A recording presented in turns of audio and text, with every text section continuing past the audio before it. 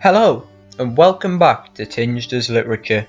In this video I'll be looking at Dr. Jekyll and Mr. Hyde, a novel by R.L. Stevenson. Now before I go over the chapter, I'd recommend that you watch chapters 1 to 7 in order to gain a better understanding of the chronology of the novel. In this video I'll be looking at chapter 8 called The Last Night. Let's firstly look at the storyline of the chapter. The chapter begins with Jekyll's servant, Poole, turning up on Utterson's doorstep, convinced that something has befallen his master.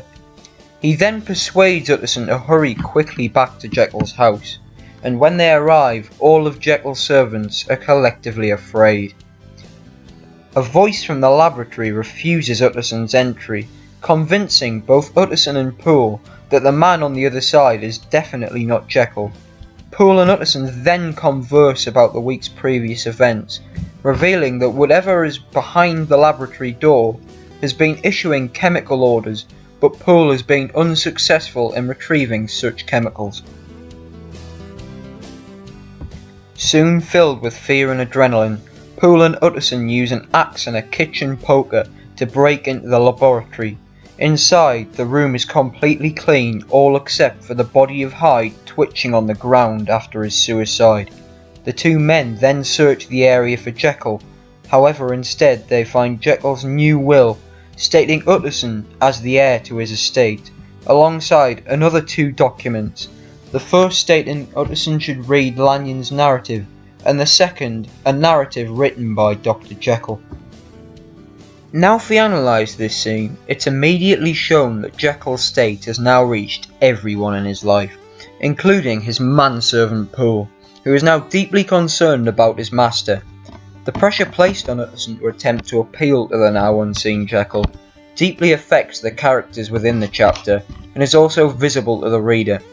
This chapter is one of the most powerful in the novel to show the euphemism of foul play, and that there are endless possibilities of what could have happened to Jekyll.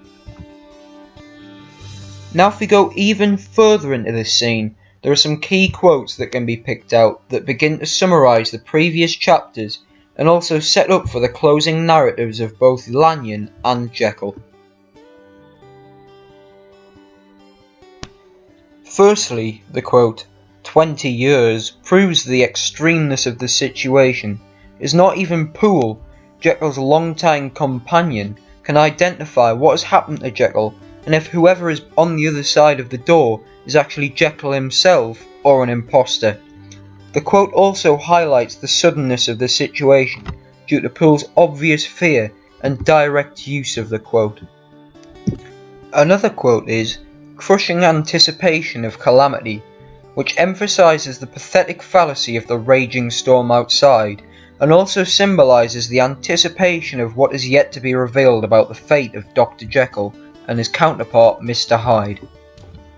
A final key quote is, a dismal screech as of mere animal terror, which shows the release of the animal within Jekyll on the other side of the door, and also refers to the suicide of Hyde, suggesting almost that the evil grasp of Hyde is now letting Jekyll go.